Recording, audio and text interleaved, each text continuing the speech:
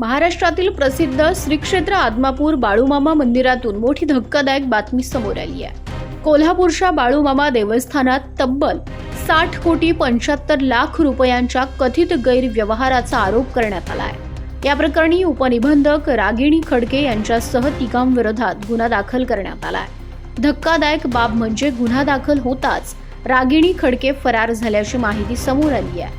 या प्रकरणात तत्कालीन सहाय्यक धर्मादाय आयुक्त निवेदिता पवार यांच्यावरही तक्रारदारांनी गंभीर आरोप केलेत। घोटाळ्याची व्याप्ती आणखी वाढण्याची शक्यता व्यक्त केली जाते।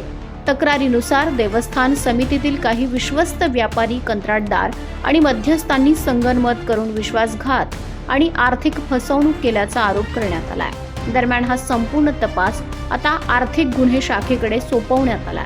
कोट्यवधी रुपयांच्या व्यवहारांची सखोल चौकशी सुरू करण्यात आली आहे। या प्रकरणामुळे राज्यातील धार्मिक संस्थांच्या आर्थिक व्यवहारांवर पुन्हा एकदा प्रश्नचिन्ह निर्माण झालंय।